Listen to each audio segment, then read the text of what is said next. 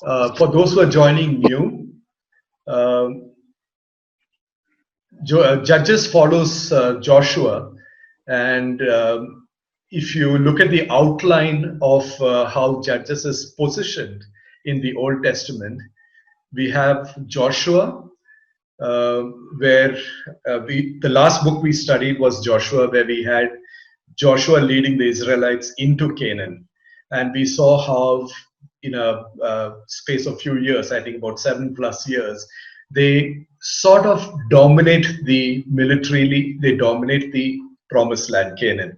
And Joshua distributes the promised land to each tribe, each of the tribes of Israel, and then ends with a note of recommitment, dedicating themselves, and the commandment where they're supposed to, now that they're in the land, they're supposed to worship and obey the Lord. And so Judges takes over from there. And if we look at Judges, just like Joshua, like the books in this portion of the Old Testament, so the Hebrew Old Testament is called the Tanakh, like we have said earlier. And Tanakh is an abbreviation, Ta, Na, and K. Ta is the Torah. Na is the portion we are looking at. It's the Nevim. It has all the prophetic books, and it's organized as the former prophets and the latter major prophets.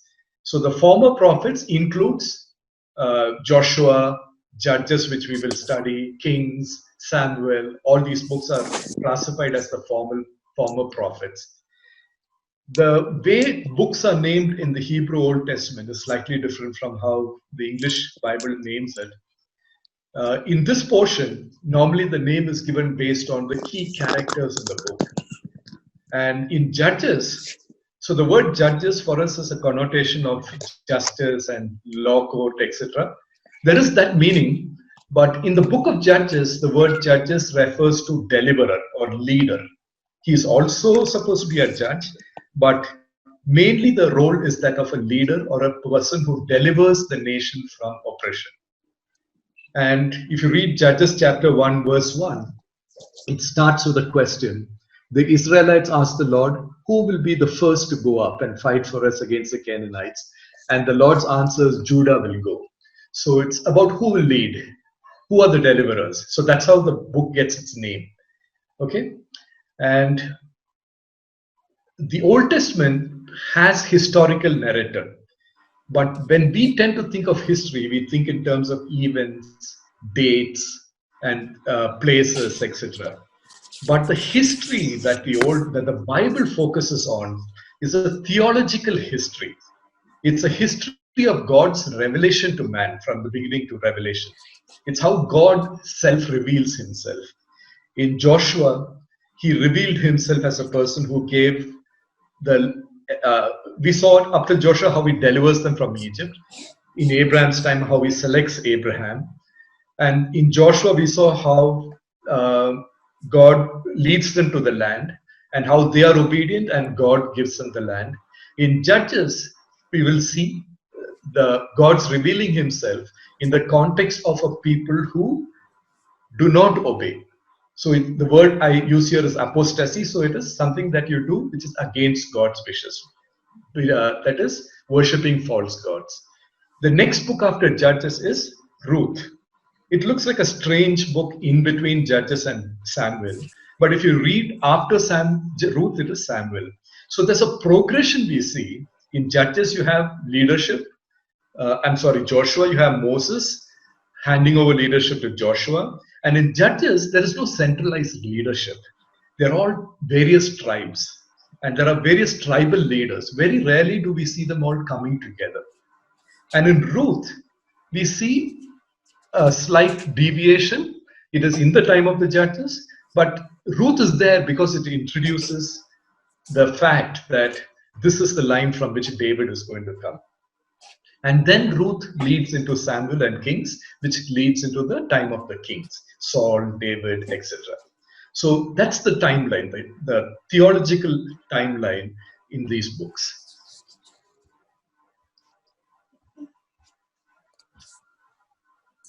The structure of Judges, I'm sure the video captured that, is It's all about apostasy, how the tribes worship other gods.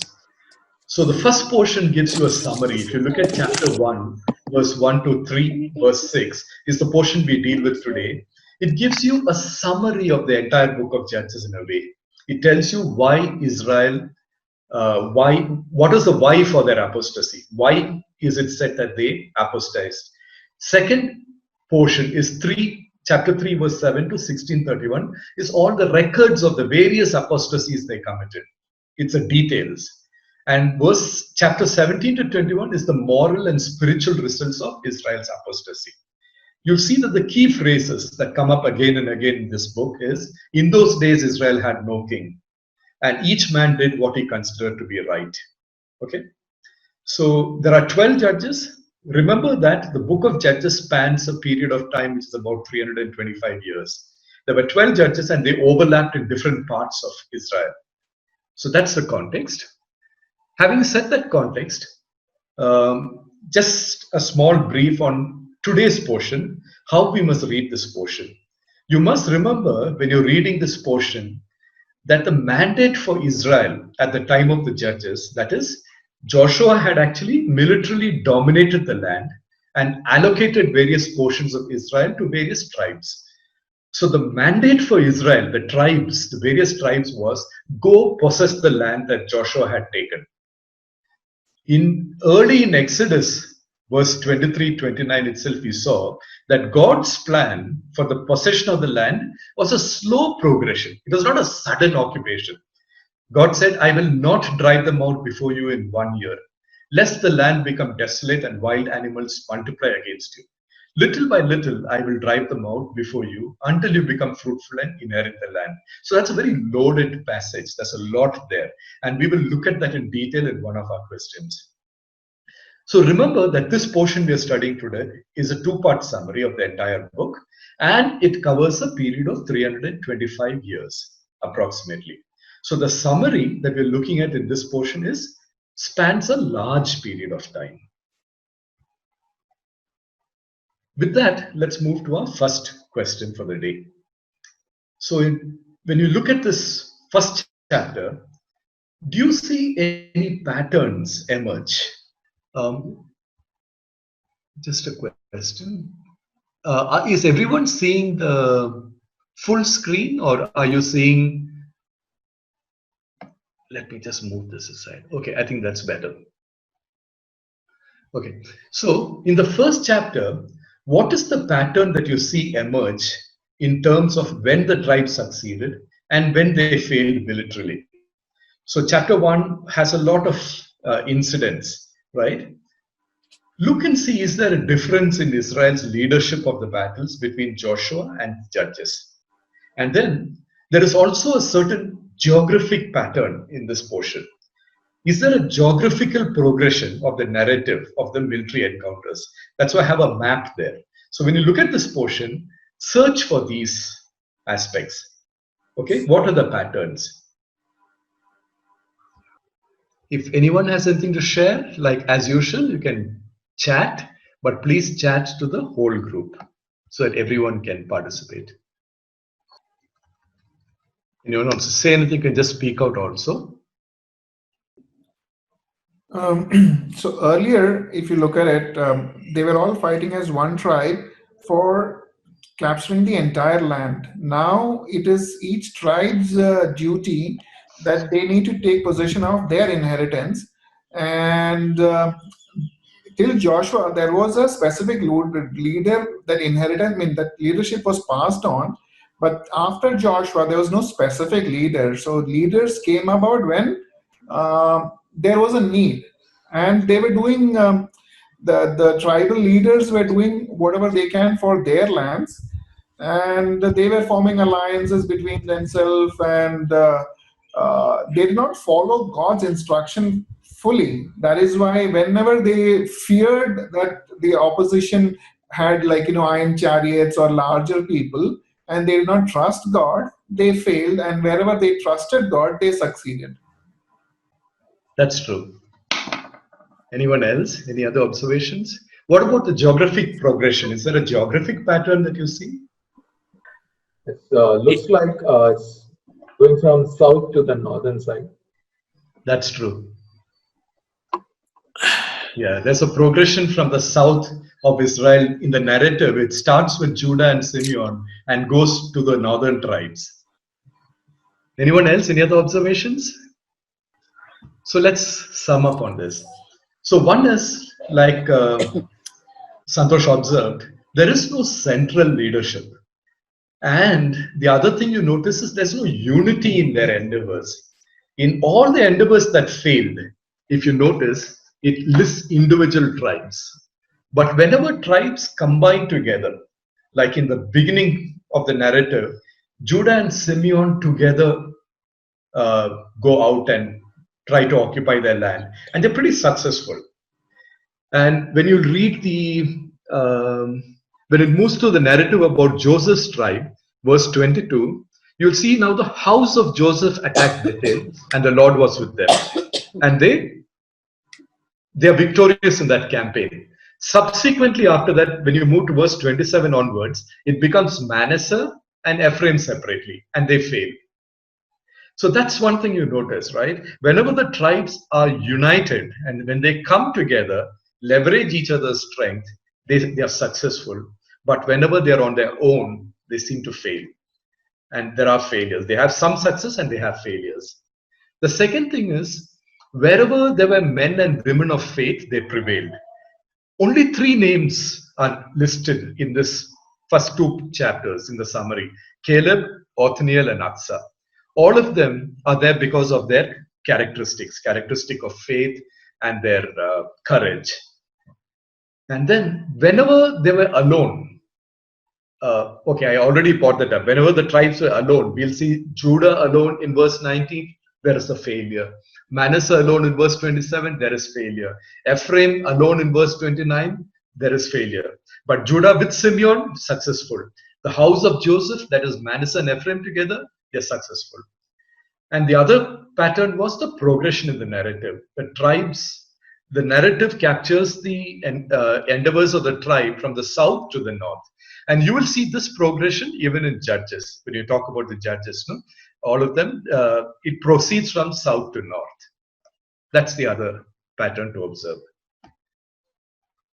The next question, when you look at Judges chapter 1, verse 22 to 26, this is a small portion.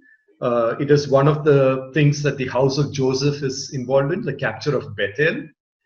Compare this capture of Bethel. There are some similarities and dissimilarities between this and, if you remember, how Jericho was overcome in Joshua chapter 2. That is the story of Rahab.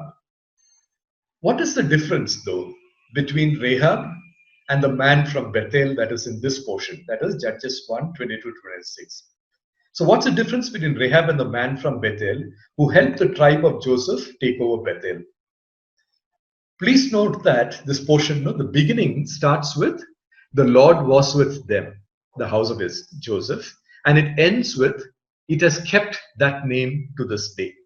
So that enveloping structure of this portion also is interesting.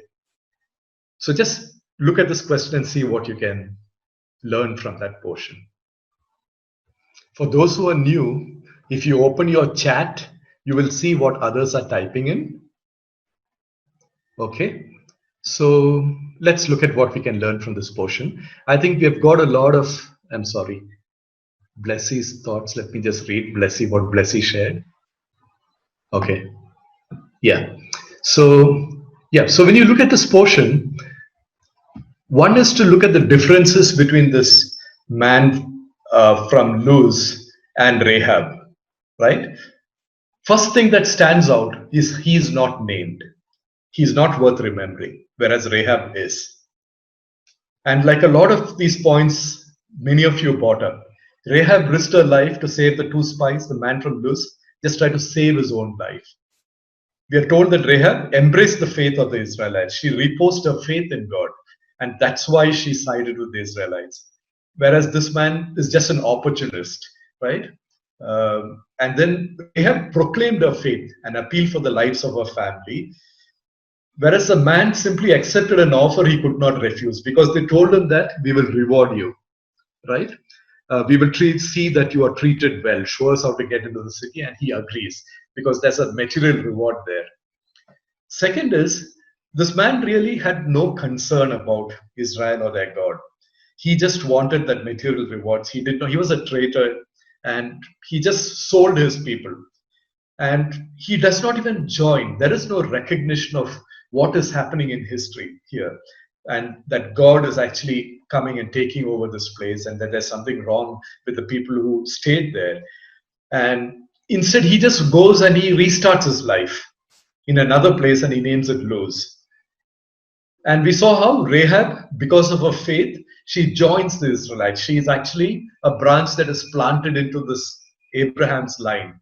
And she's part of the lineage from which the Messiah comes, Messianic line progresses.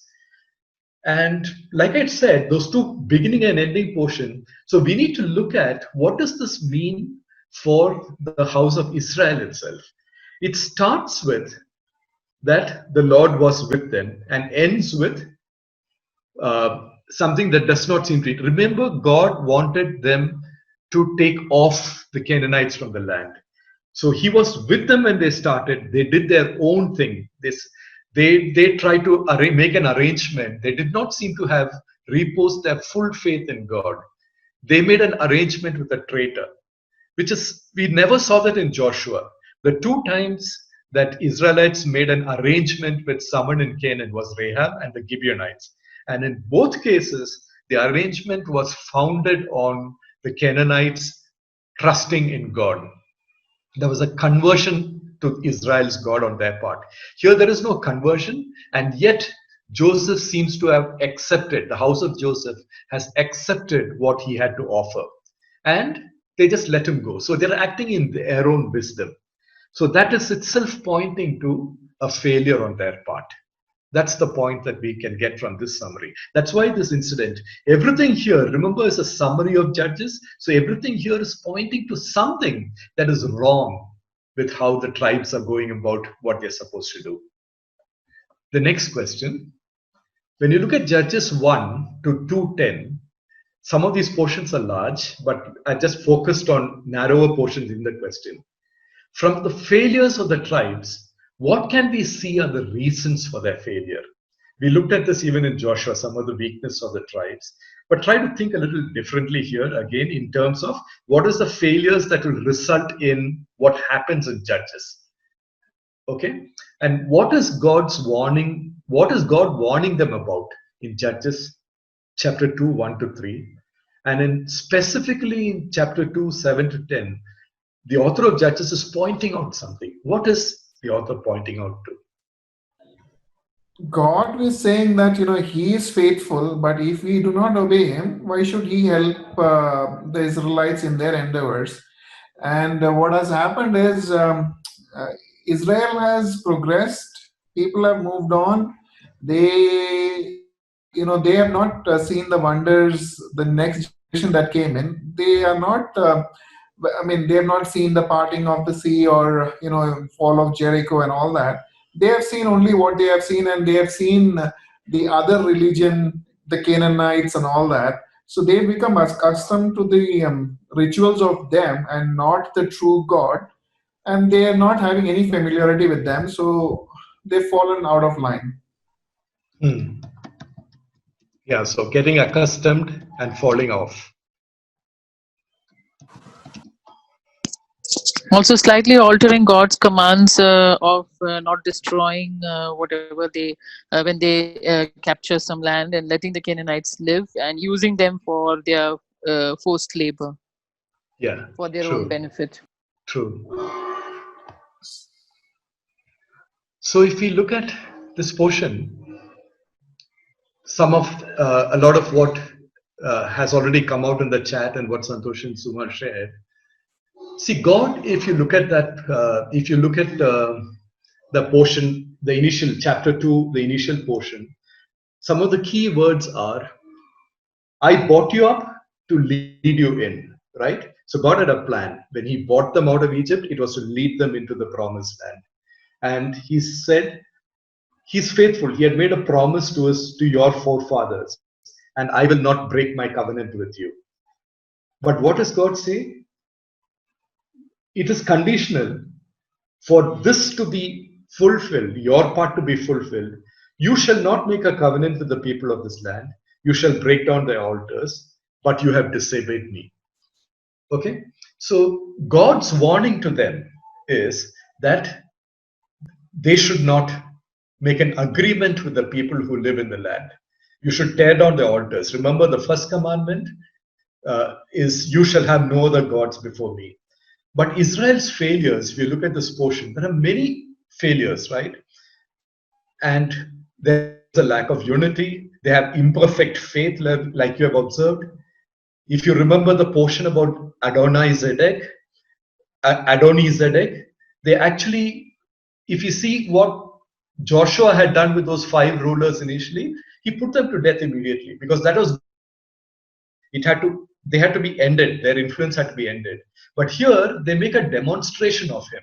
They cut off his toes and his fingers so that he cannot engage in battle anymore. And they seem to have taken him to Jerusalem and put him on display in some way to humiliate him. And he dies in Jerusalem. It is not said that they killed Adonizedek. So even there is disobedience.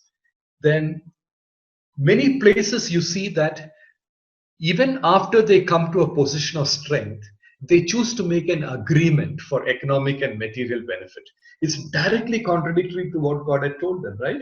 You shall not make an agreement or a covenant with the people of this land. But they do that. And so instead of removing temptations, that is the Canaanites and the altars of the other gods, they actually allow them to merge in.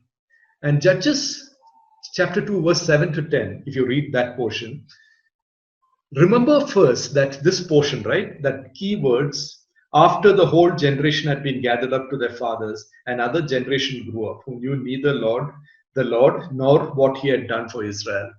Remember, this is a summary of 325 years. It is something that's happening over 325 years. For these 325 years, these tribes are living with the enemy. They have not displaced them. They have made covenants with them. They have actually entered into agreements with them. Why are they called the enemy, the Canaanites? Because of their immoral lifestyle, right? That's what God does not want to be with the Israelites, the temptation of their immoral lifestyle. Because God knows that this temptation is something that people yield to. I think in the video it talks about there's a lot of sex and violence in this portion in Judges. And imagine if there's a movie that's made, right, where there's a lot of sex and violence. A lot of that are projected as the positive things because that's what appeals to people. But in Judges, violence and sex are both causes for failure. So God views it differently. But we do know from how movies make these aspects of life that Israel would have been tempted similarly, right? These are things that physically appeal to people. And God did not want that influence to be there. So when you live with the enemy and your faith is not well grounded, that is, you have half-hearted discipleship, the temptation of an attractive physical and material lifestyle will easily ensnare you. And the consequence will extend to the future generations. So that's what we learn from this portion. So there are two ways of looking at it. One is the older generation did not pass on their faith to the younger generation, though this portion does not seem to indicate that, because you'll see in places it says that after Joshua and the elders, they were obedient. After they passed away, the future generations fell away. So they were half-hearted discipleship. So it is like they did not identify with the faith of their fathers because they didn't have the evidence in their eyes. Faith, we know, is a belief in something that you don't see also, right? And they were falling away. The future generations fell away. So that's the other portion. That's the other thing that we can capture about what is summarized about the book of Judges in this portion. Let's move to the next question. So when we look at chapter 2, verse 11 to 19, we move to the second part of the summary. So in the first part of the summary, we saw what are the reasons why these failures occurred. In the second part of the summary, it captures the kind of issues that the tribes face. It's the summary of what goes on in Judges, the result of apostasy. So what are the results of the Israelites' failure to obey God's commandments is the next question for us to deliberate. What are the results of Israelite tribes' failure to obey, of the Israelite tribes' failure to obey God's commandments? I think the video, if I remember rightly, captured this part pretty well. So if you read that portion, just a minute, there's one more observation that has come in on the chat. They were never able to completely follow God. Yeah. Okay. So remember that the author of Judges is summarizing the book of Judges for us here. And so what has the author got to say? He says that this is a cycle. The result of apostasy is there is a cycle that Israel is following continuously. There's a circle of apostasy, wrath, God's wrath falls on them, and then God's grace when they appeal to Him. So we'll see that Israel serves the Lord. Israel falls into sin and idolatry. They get enslaved. Then they cry out to the Lord. God raises a deliverer for them, a judge. They are delivered, and in time they again fall into idolatry. That's what the author tells us happens in these 325 years. They are cycling through the same cycle of apostasy, wrath, grace. Apostasy, wrath, grace. That's what the author wants to tell us. When you read the rest of Judges, please look for this pattern. And this is what happened to them. And this is why they never got possession. They never experienced the entire inheritance that God wanted them to experience. Okay? We are almost at the last portion of today's section of today's portion.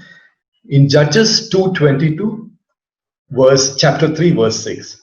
How does the author of Judges summarize the story of Israel in the promised land during the period of the Judges?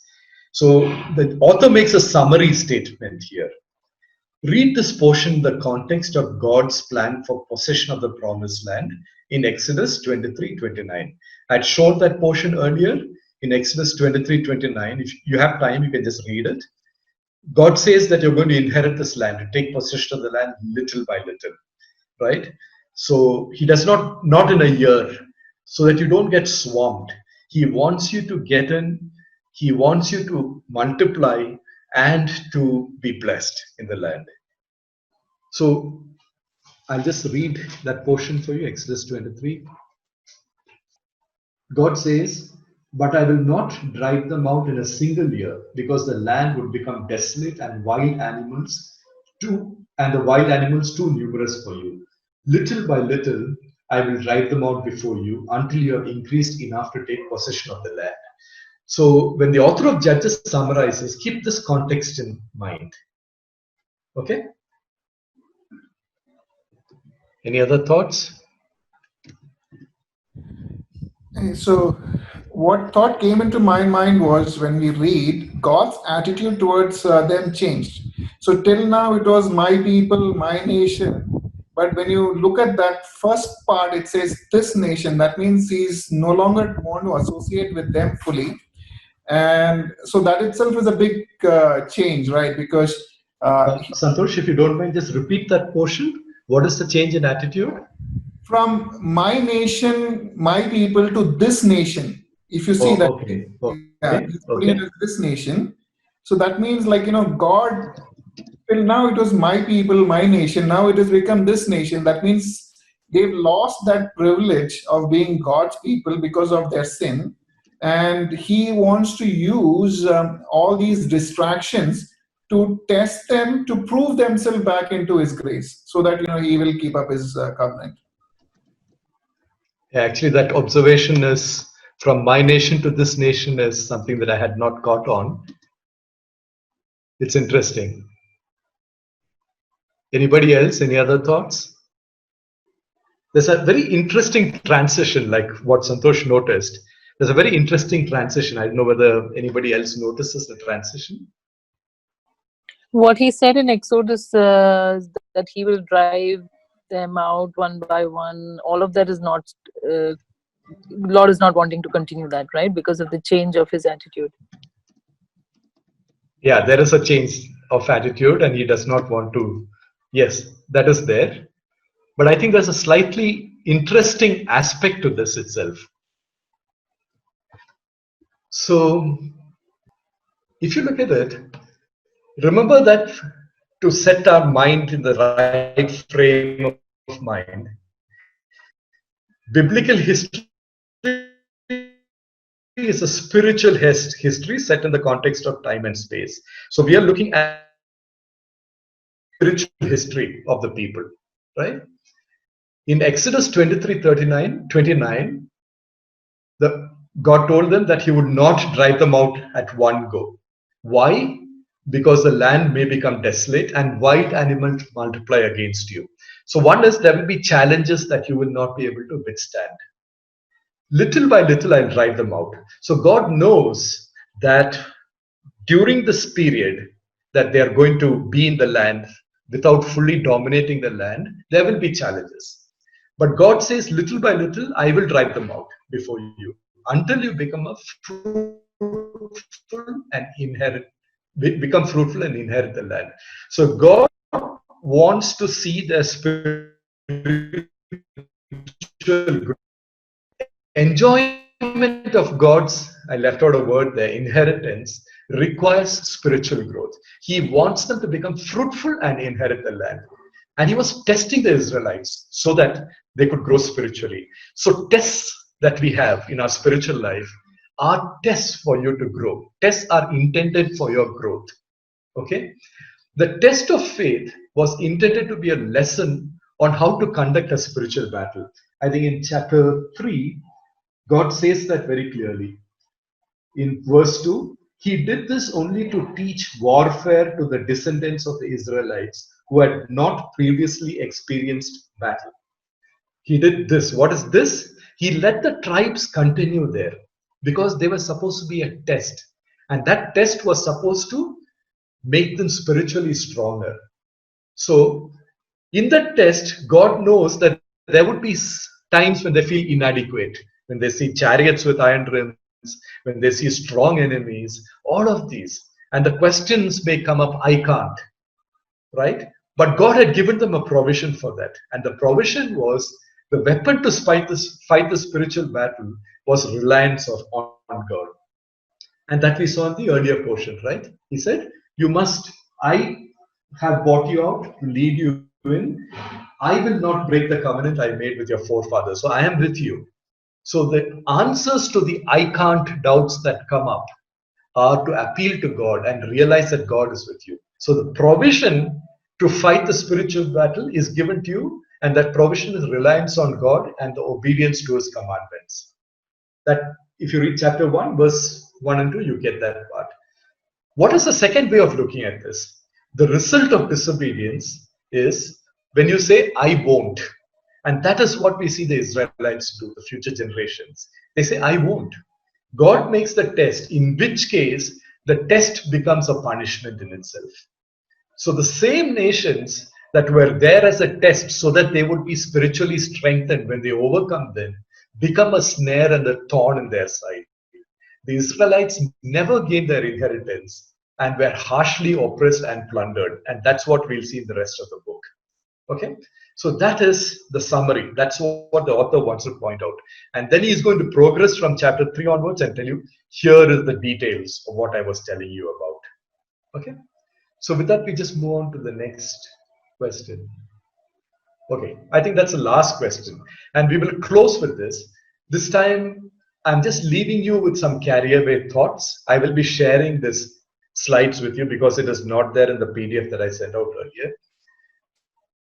Isn't the context that the tribes were living in Canaan, with the other Canaanites among them, similar to our context? Do you find living among non-believers easy, hard, or neither?